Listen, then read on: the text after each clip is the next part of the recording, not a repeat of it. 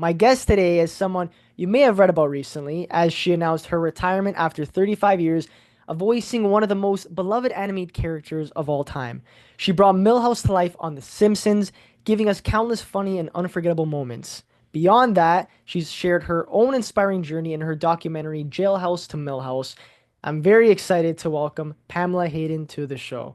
Pamela, thank you so much once again for doing this. Thank you. Oh, thank you. I'm really happy to be here. Thanks for having me. Of course. As I mentioned, you're retiring from The Simpsons, and after 35 years of voicing Milhouse, must have been such a long, crazy, fun journey for you. But I'm curious to know what led to that decision, and how does it feel to step away from such an iconic role? Well, it was a difficult decision actually because it was just a rollicking good time and it's such a groundbreaking show. But at some point I realized I needed to have more time for my creative endeavors and that it was a new chapter. Like I wanted to do more filmmaking and writing. And so I decided to hang up my mic. And also, too, this past Sunday night, you watched your final episode, right? And how was that feeling? Did you get a lot of emotions watching it again after 35 years? Like, what was that like for you to watch that final episode for you?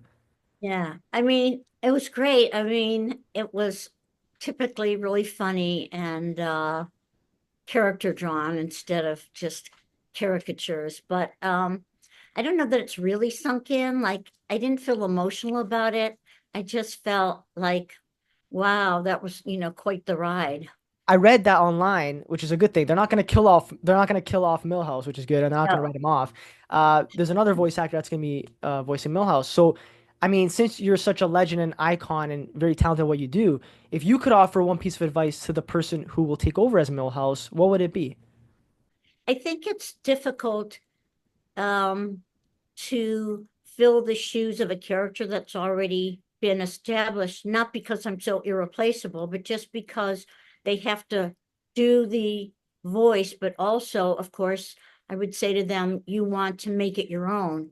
And of course, they would have their own creative choices and um, put their footprint on it. Like I hope I put mine on it. Yeah, absolutely. I was talking to another voice actor. I've had a lot of voice actors on because I'm so infatuated by it. I feel like it's such a unique industry. I just love animation. I'm 25 years old, but I have like a childlike persona. I love watching like, the Bugs Bunny and Tweety show, Simpsons, all these shows, Futurama. One of the actors on Futurama, Billy West, um, Oh, yeah, he did like, Bugs Bunny for Space Jam, right? So for example, I was talking about him like, because Mel Blanc obviously was the genius behind Bugs Bunny and those iconic Looney Tunes characters. And he said the same thing where it's like, yeah, you kind of have to make you have to follow what the predecessor's done to make it obviously sound like the same character. But yeah, it's about putting your own spin on it. And I feel like as a voice actor, that probably it helps challenge you when you take on new things that other people have done.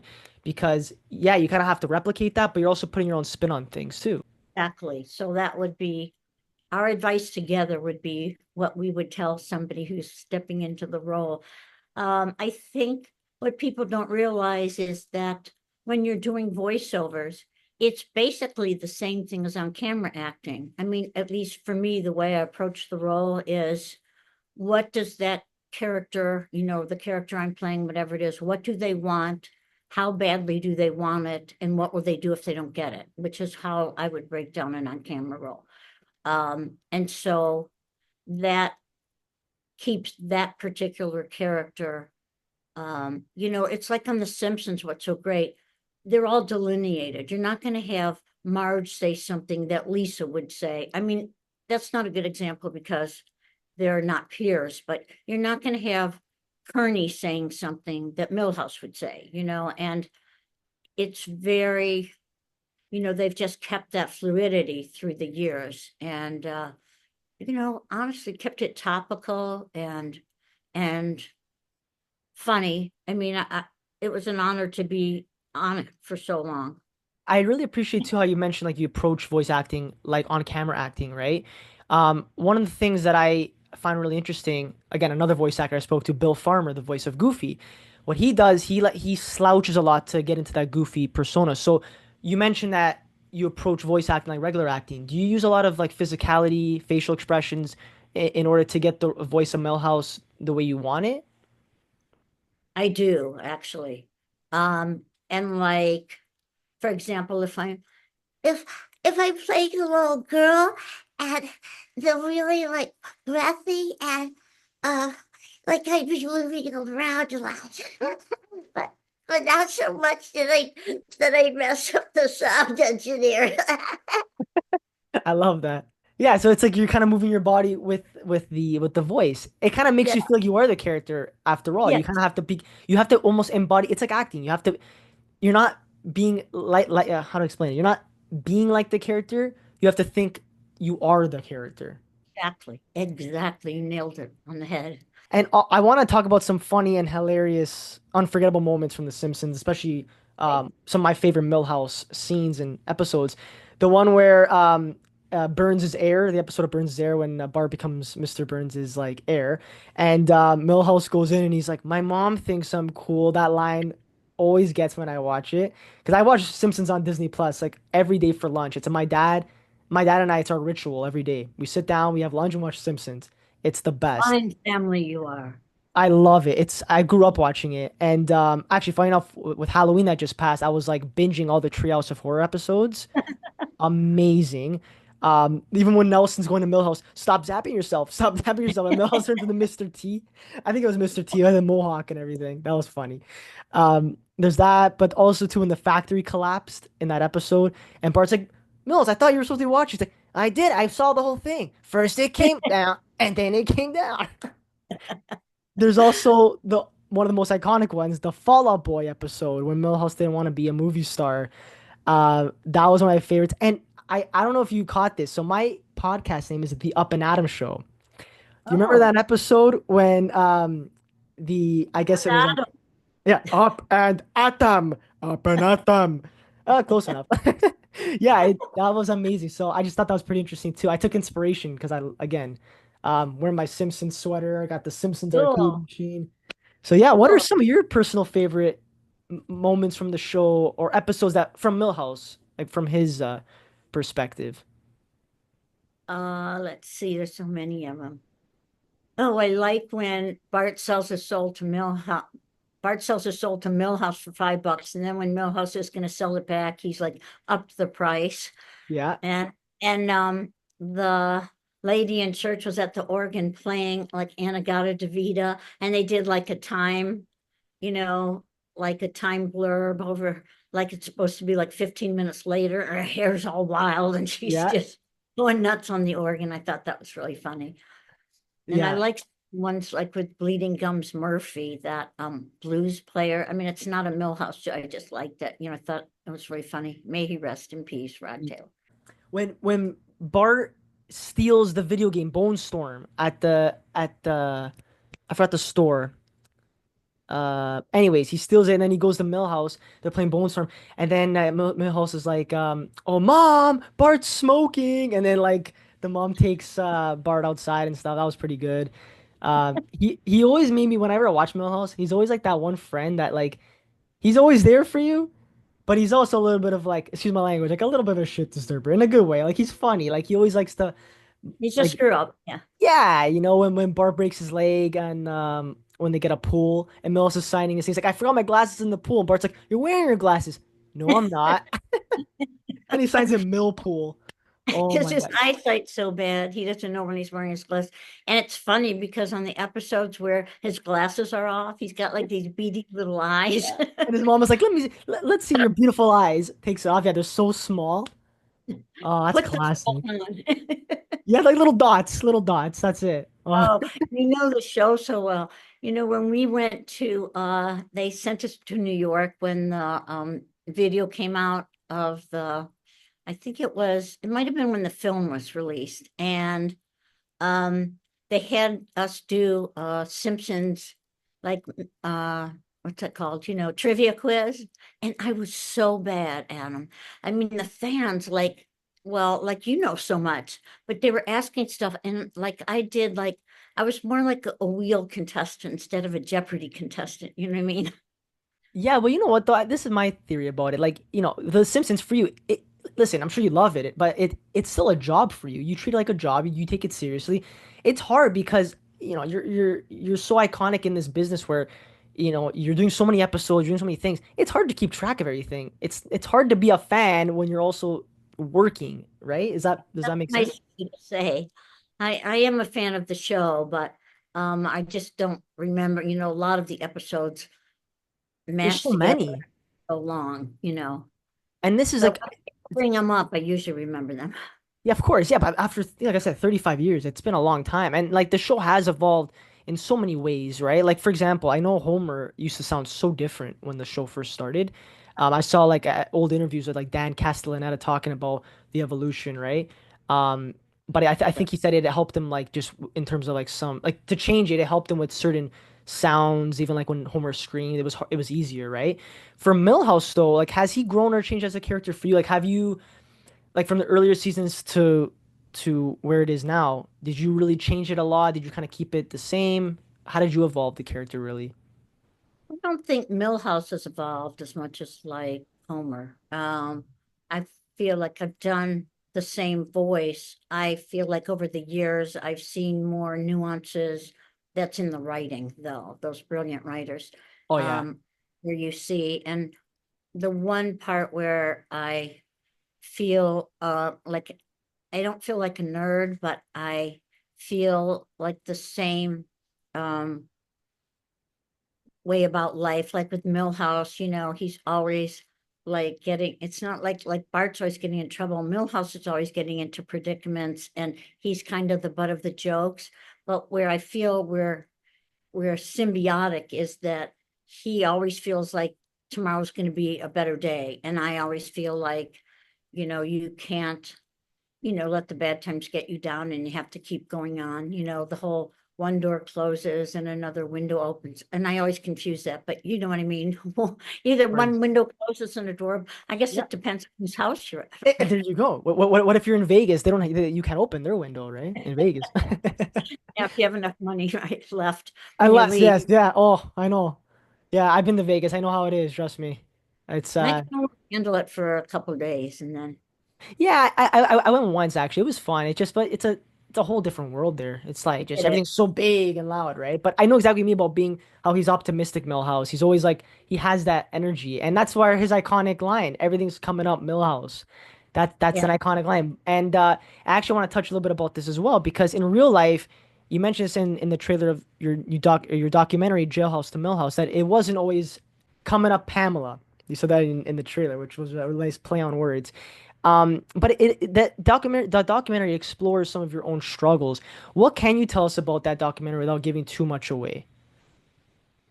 Um, well, there were a few really hanky years I had when I was a teenager to like an older teenager where I was just kind of lost and getting in trouble. And I got sent away to an abusive boarding school, Hmm. which I wouldn't recommend to anybody. And then I ended up through a series of incidents in a juvenile jail. Wouldn't recommend that to anyone, especially. Hmm. And so it's my trials and tribulations going through and coming out the other side and being happy professionally and personal, but it didn't happen overnight. And um, I also talk a little bit about uh, the challenge of depression. I don't want to say I suffer from depression because everybody has their challenges, and that's just one of mine. Yeah, absolutely. No, and I think it's very relatable too. I think people, hopefully when they watch this, when it's available to the public, right? I know it's doing very well at the festival circuit right now. So first off, Yeah. congratulations. That's awesome. Thank And you so much. yeah, I feel like it's a testament to who you are as a person, right? Like going through all these challenges and overcoming it, right? Listen, I for people who can't overcome challenges, I feel bad for them. It's like I hate when people always online social media you read things online like oh that person for example let's say if someone got into drugs or they just fell into depression and they God forbid they killed themselves, right? Sometimes people will say stupid things like oh they were weak minded or whatever. It's not about being weak minded. This world It's like you said in the beginning of the episode about your hair, like, you're trying not to take the world seriously, you're trying to have fun.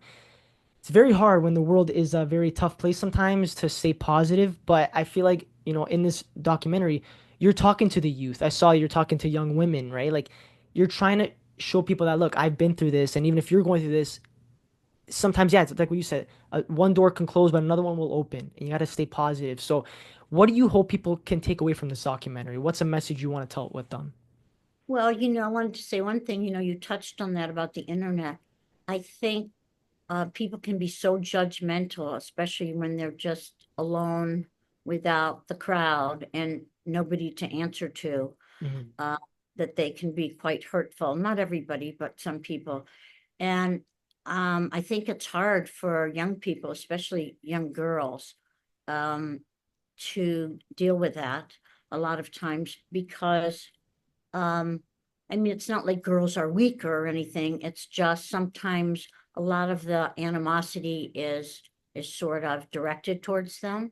But um, I I feel like, if I can do it, they can do it. And that's what I say to them that I don't think it's so much though about what you've been through as how you perceive it and how you go forward with your life with it. Like one person can break a nail and it's like, oh my God, this is the worst thing that's ever happened.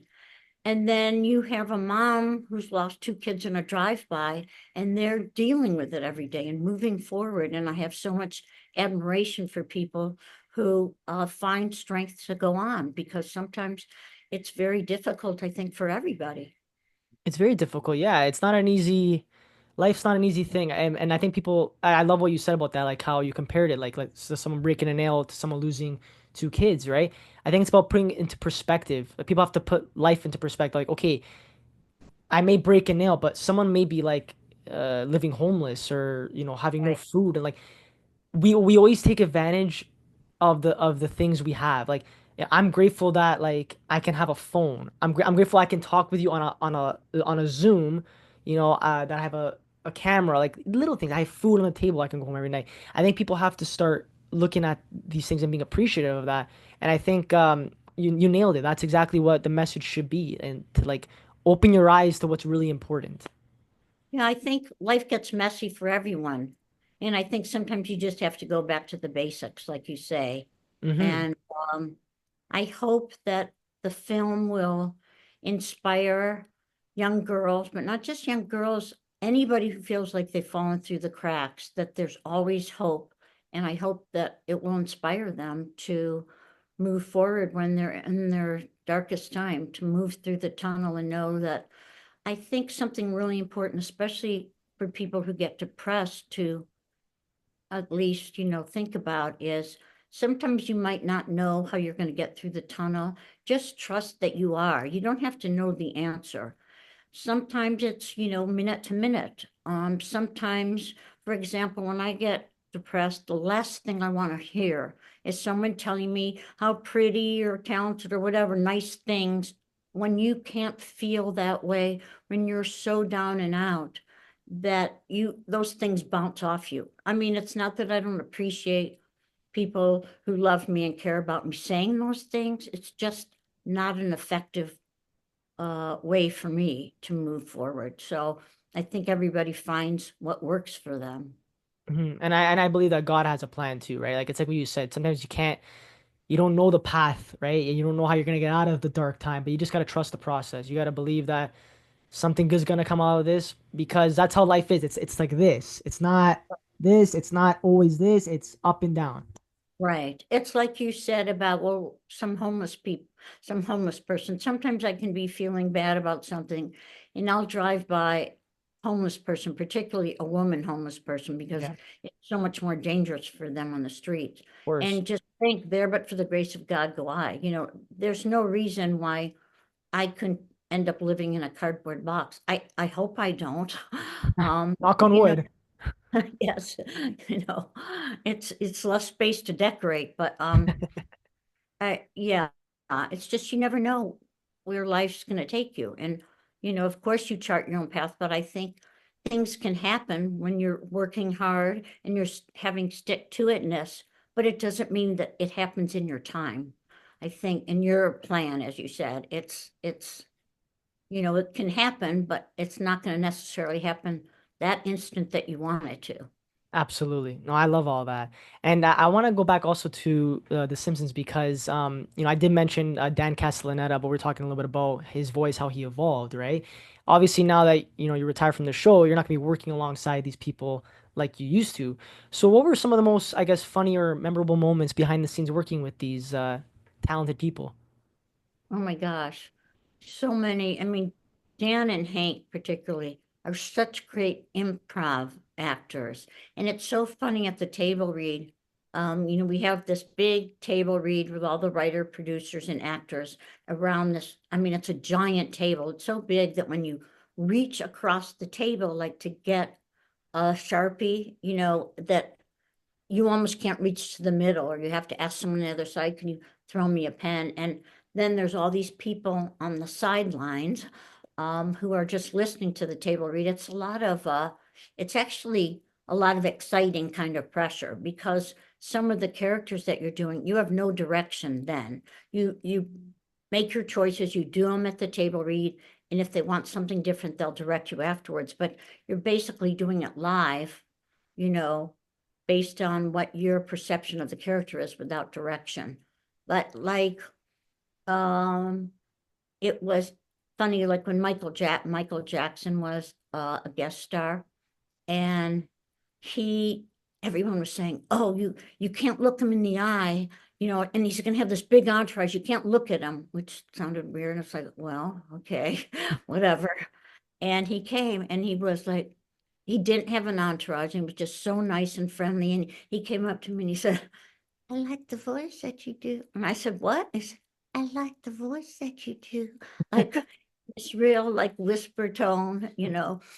But there's just so many, it was so fun. Before COVID, we used to all record together. So all the cast was in there, and sometimes the guest stars would come in, or sometimes if their schedule didn't allow, they would record separately. But I remember they had Liz Taylor come in, the giant star, and she voiced the first word of, I think it was Maggie, and she just went, Dada.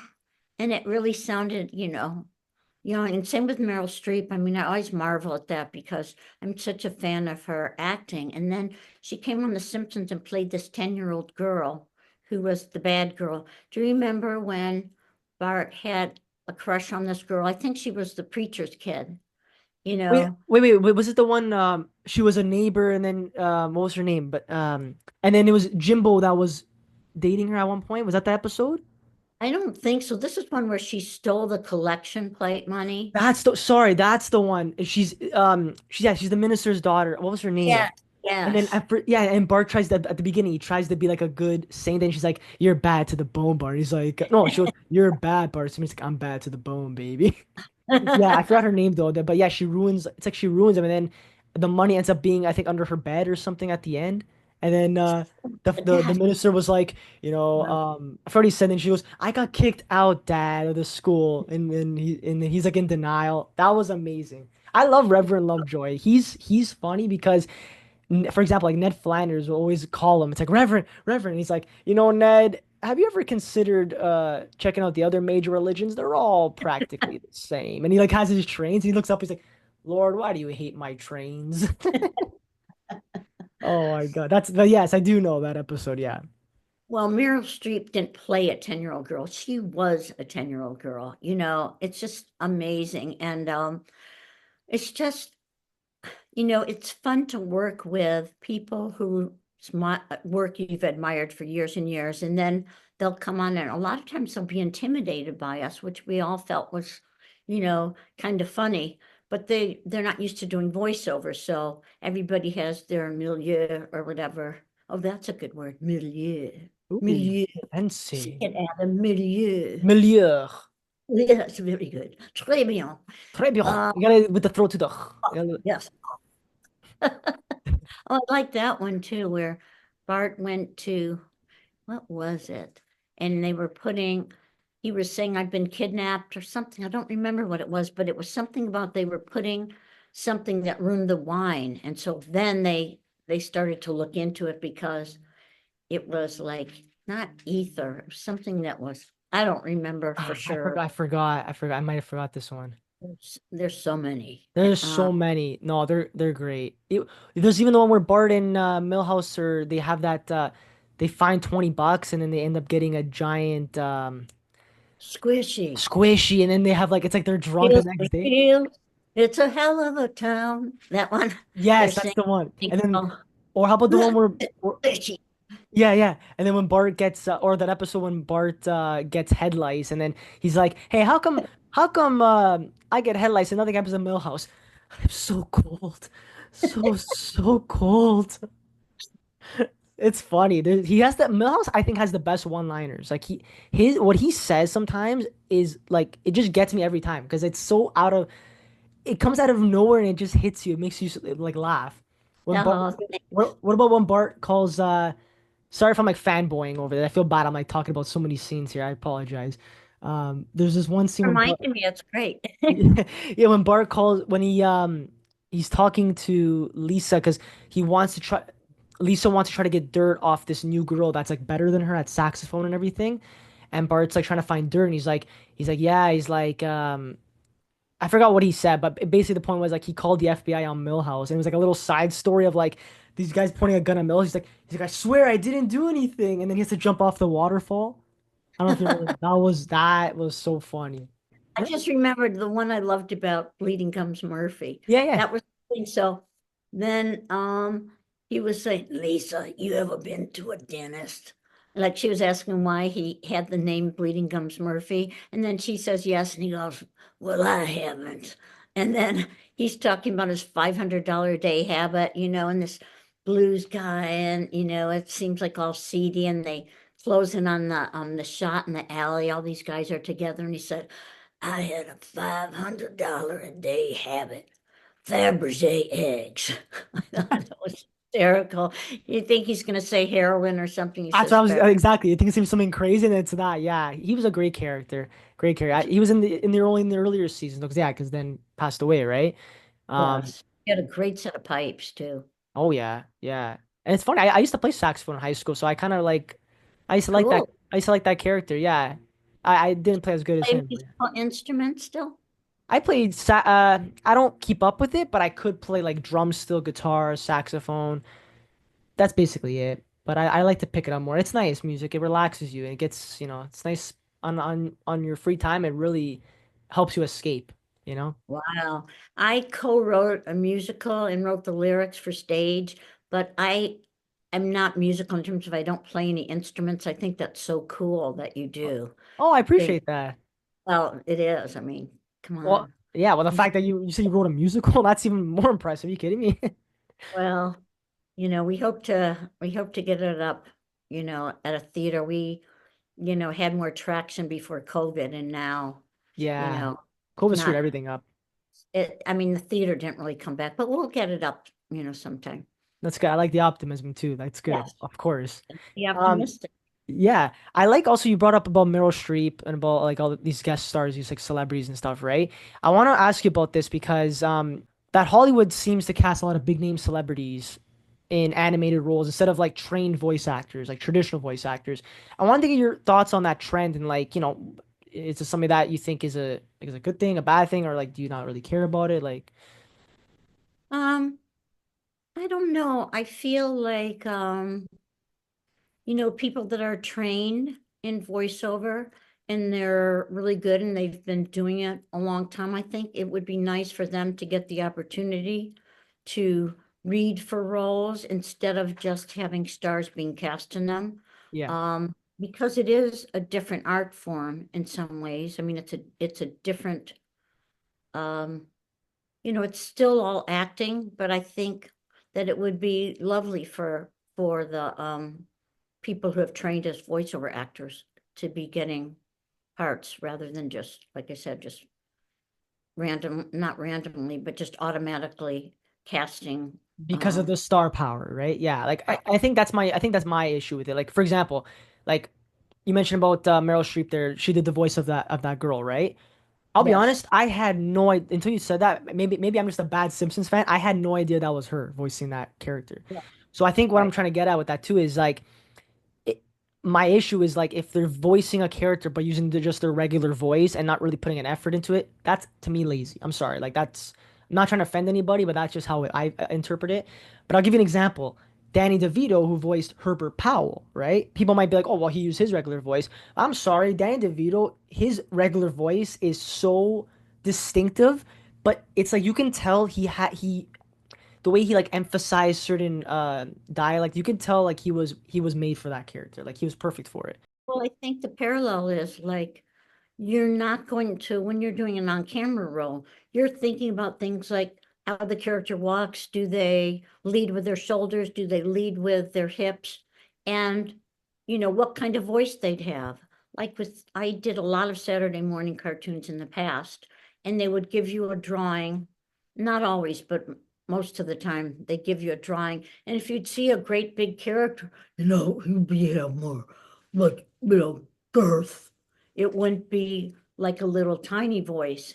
And so I feel like sometimes if somebody's just using the regular voice and it doesn't add to that character, then you could get somebody better for that role. But it doesn't mean everybody who uses their own voice doesn't do a good job. I Of think the course. main, how good of an actor are they, rather than how they just use their voice. I mean, it's still about the acting. So that can be people who are on camera stars or voiceover people. I just think voiceover people should get a shot at things because they are trained to do that. And Yeah. also too, which is really interesting, The Simpsons, as you know, has become famous for predicting the future.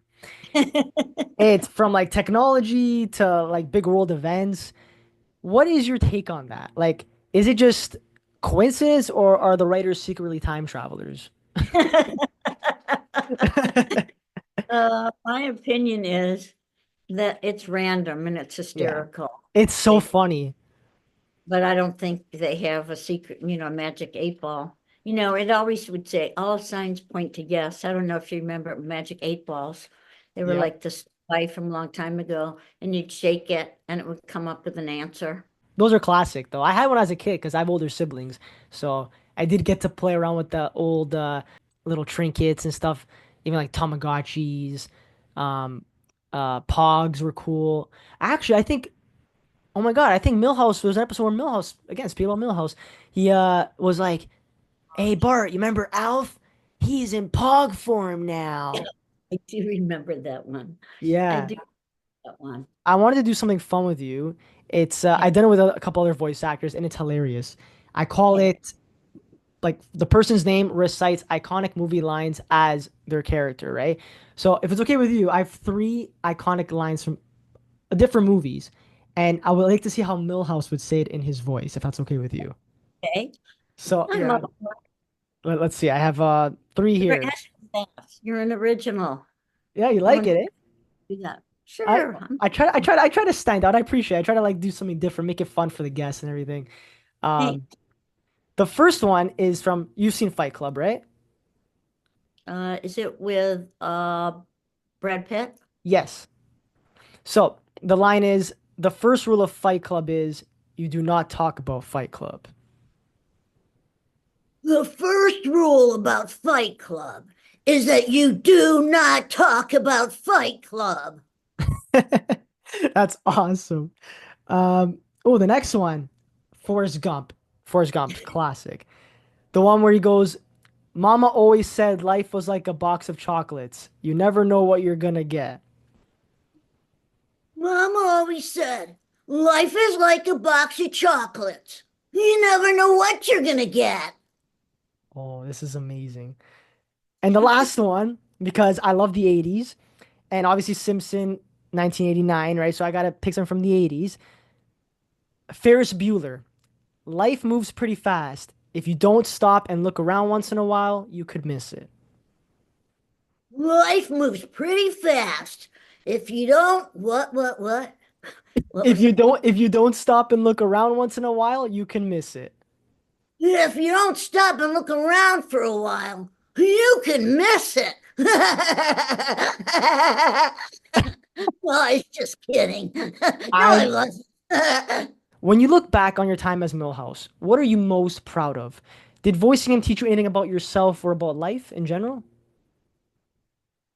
Um, I think that the parallel for Milhouse with my life of what we were touching on earlier about his resiliency, and that, that's why I have a special place in my heart for him, because he just goes with the flow. Even when things aren't going well for him, he still stays optimistic. And I think that's a touch point for life. And it just really, I actually, when we were working on the documentary, there was actually me talking about why I had a special place in my heart for him. And it's just the fact that he keeps getting up. And um so the writing really helped inform the character.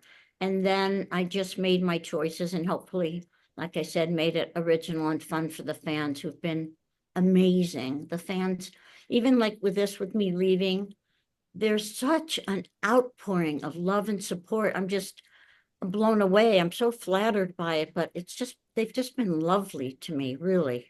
Yeah, no, I honestly, and I want to thank on behalf of all the Simpsons fans and everybody, like, we're gonna miss you on the show. We really love everything you've done with it, and I want you to know something too. Like, it was just, it was a again, maybe it's predicting the future here, like the Simpsons, but it was just coincidence. I reached out about having you on before I even heard the news because I just, again, I love the Simpsons, and it just happened to be like I think a few weeks later that um I heard the news, and I was like, oh my God. So again, timing was perfect. Again, I think everything happens for a reason. We were meant to talk today and go over all these amazing things. I really do hope you had a great time today. And I know, as you said in other, I think I forgot what article it was, but you're like, I'm always gonna love that blue-haired little boy, and I think all of us are always gonna love that blue-haired little boy. So, Pamela, thank you so much once again for coming on and giving me the opportunity to talk with you because you're a legend in this industry. So that's so sweet, but you didn't know you were a future predictor before this now that I was going to leave and you were going to have me on the show. So, ooh, you have the secret power. Maybe Time travel, perhaps. I think it rubbed off on me because I watched so much Simpsons. It rubbed off on me. I had a great time. And if you would just tell your zillion fans to please watch the trailer to our documentary Jailhouse to Millhouse.com, because we're all so proud of it. Of course, And I'm gonna put the link down below so people can when they can click right into it. I'm gonna promote it on my page and everything, and I'll make sure it gets the recognition it deserves, 100%. thank you. And thank you. It was so great talking to you. You're just wonderful. And I really appreciate you having Oh, me. thank you, Pamela. You too, and hope to stay in touch. Thank you so much. Hey, happy Thanksgiving. Happy Thanksgiving. Oh yeah, have a great one. Yeah, we're in Canada, so we had it last month, but happy Thanksgiving. Oh, uh-oh, get out. It's okay. You know what? I'm thankful. I'm thankful every day. So you know what? For me, I'll celebrate it even though, how about this? I'm gonna have some turkey this weekend. How about that? Okay. You bring that positive attitude upon yourself, Adam. What Thank can I tell you? thank you so much, Bear. You're the best. Thank you. Thanks. Bye. Bye.